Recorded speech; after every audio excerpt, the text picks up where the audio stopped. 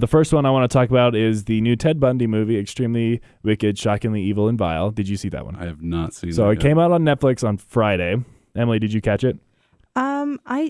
I'm not one of those girls that is obsessed with serial killers. That's totally fine. Also, I don't want to ruin my love of Zac Efron. So it's totally fine. I watched it. So did Tamby. Tamby watched it this morning. Yeah. So Nice. movies. If you listen to the podcast, I don't necessarily dislike movies. You kind of catch it. I try to find the silver lining in mostly everything, but this movie made me angry. Really? Oh. Because it was just okay.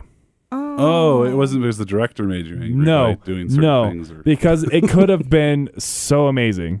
Because Zac Efron, He was really good. his best performance he's ever had. Oh, yeah. Great. And I could believe that. Mhm. and Really good. it just felt like this movie had a leash on him the entire movie and didn't let him kind of take that next step, going to that dark place.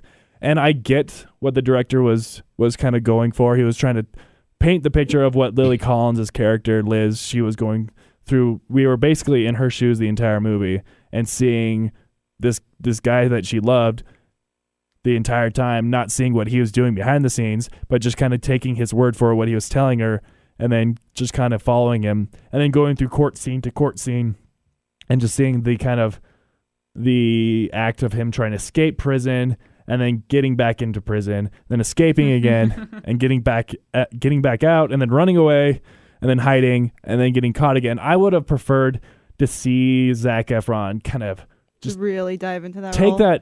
take it darker, turn like I kind of always compare it to the Anthony Hopkins in Silence of the Lambs, where he was evil, but you enjoyed, I remember seeing that movie and like, oh, that guy's not that bad. He's talking to Clarice and he's just sitting there and helping her through this mystery or whatever. And then, but as soon as he gets let out, that's when you see Hannibal Lecter really kind of jump out and you're terrified of him. I thought that Zac Efron could have had that opportunity because there's moments in this movie where you see like the darkness of Ted Bundy. And I'm like, that's what I want to see. That's exactly why I'm watching the movie. And Tammy brought it up and she's like, some people don't want to see that. Like see like kind of him going back and killing all these people, which I get because, you know, the victims and it's very hard for them, but don't make the movie if you're trying to skate around it because you're just limiting what could have been, because I think Zac Efron could have been an award-winning performance for him because he was that close, just kind of really driving it home. But I was just really kind of left really unsatisfied at the end of the movie. Well, if the movie, because if the movie itself being made was really controversial online, everyone was really upset that it was happening because it's the people who were the families of the victims are still alive, and so I think the way that they did it kind of eased the controversy a little bit more. Exactly. And so that's what I understand why they did that way. And I liked it. I think it's interesting to see why he got away with as much as he did.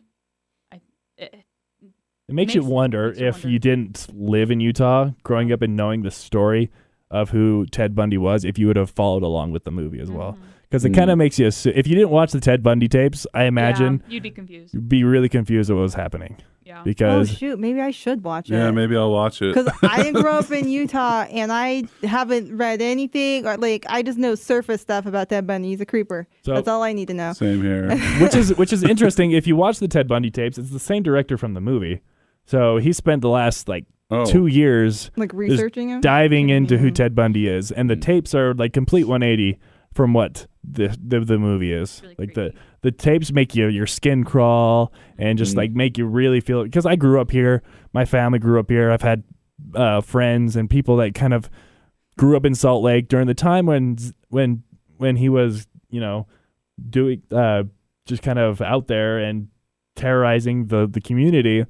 And so that kind of freaked me out, whereas the movie doesn't play into that at all. It kind of, it almost plays as the perspective of his wife, right? Yeah, exactly. It would have been really interesting to see the perspective of how he lured the community and how much the community loved him, because they tried to. They tried to, but the tapes really showed how much like people were fighting for him to like get out of jail. Yeah. But I don't want to dive too much on this too much. I thought it was okay. I didn't hate it. It just, I'd get mad when I see something just like that could have been so much better and they missed their opportunity. That's all Well, maybe I will sit down and watch it just so I can give you the perspective of somebody who is unfamiliar with this character in almost entirety. I would appreciate other than that. his name and infamy, I don't really know that much about Ted Bundy. Yeah, like I would actually really be curious to see what you think about it, because that's, I just know so much about it because the tapes and then growing up here. So.